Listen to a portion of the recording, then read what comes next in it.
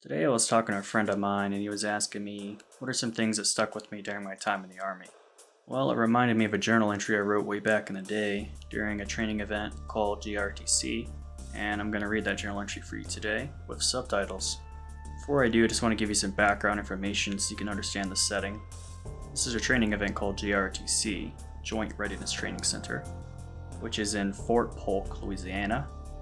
This training takes place usually in the summer, and it was about June, July timeframe when we went, and it's about a month long. The training is needed to qualify our unit for a deployment, which was rumored for the end of that year. At the time I was in Scout Platoon, a very specific place in an infantry battalion.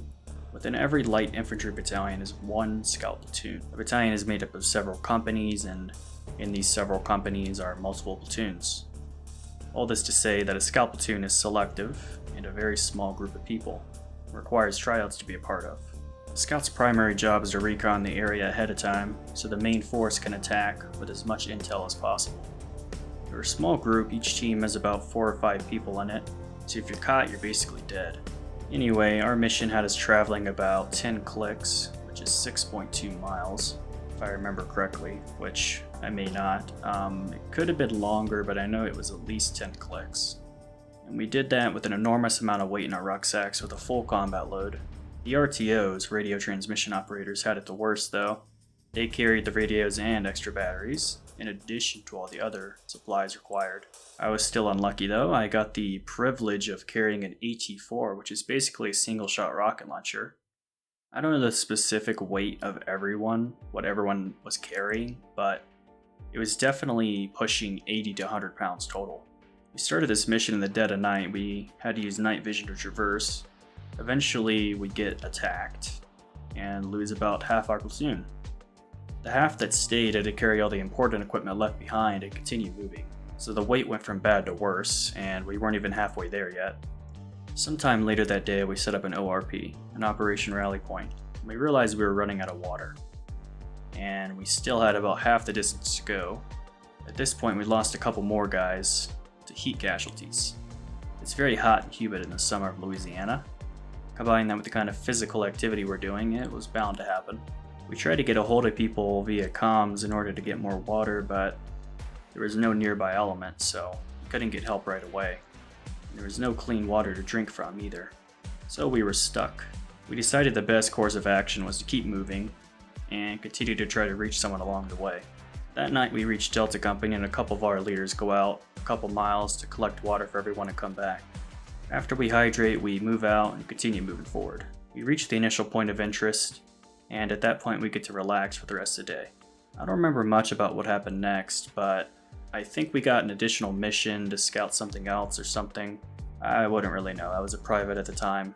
This time around our heat casualties pretty much doubled, and about 4 or 5 of us total had to get either medevaced or casevaced out of there. A medevac is via helicopter and usually more serious or more appropriate depending on the terrain, while a casevac is via vehicle. I ended up becoming one of them. I didn't pass out or go into any state of delusions yet, but I was getting pretty close, and my core body temperature was too high to ignore protocol. I ended up having a core body temperature of 101.6, which was just over the margin of, hey, we need to get this guy out of here, but just before the margin of, I don't know my name yet. I really was okay, but I understand the decision of taking me out because it was unsafe to continue. I got sent to this place where people go when they quote-unquote die, which wasn't exactly a great environment for someone who was a heat casualty, albeit a minor one.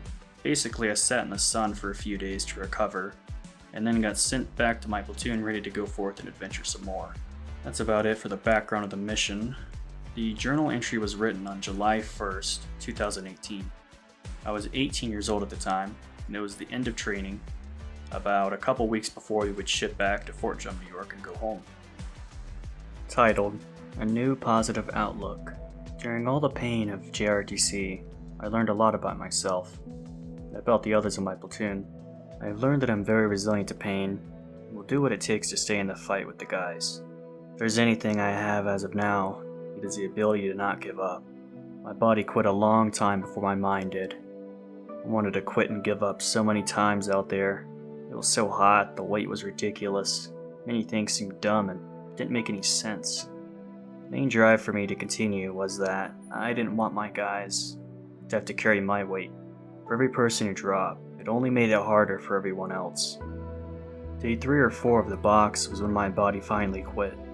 It took 3 heat cats prior to my Casevac. I never went under like them, but even after relaxing with nothing on for 10 to 15 minutes, my core temp was still 101.6, so I got sent out of there too. Luckily, we were in a position where all the equipment was taken with me, so no extra weight was carried by them. My 2 days out of the fight were shit. It wasn't much of a recovery. The medics over here did nothing to help my status. Not to mention I was in the sun these 2 days. One good thing came out of it though. I met a guy from PsyOps, which was a pretty cool experience. He was the same rank as me and was in the reserves. We had shared a lot of stories. It was a good time. I'll talk to him again when we get out of here. The next thing was the live fire exercise. This was all pretty boring. 3 days of us not really needing to be there, but training is training.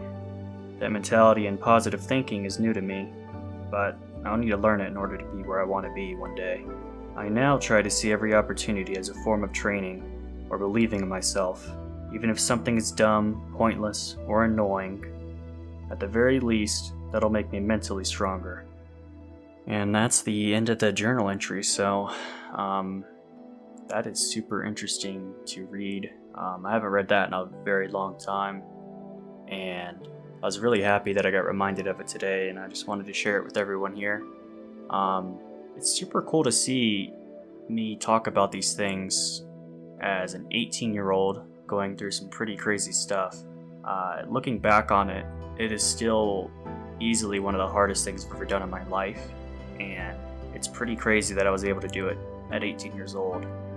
Well, anyway, let me know what you guys think, and if you want me to tell more Army stories, or if I can find any other old entries or something, let me know and I can narrate them again. Peace.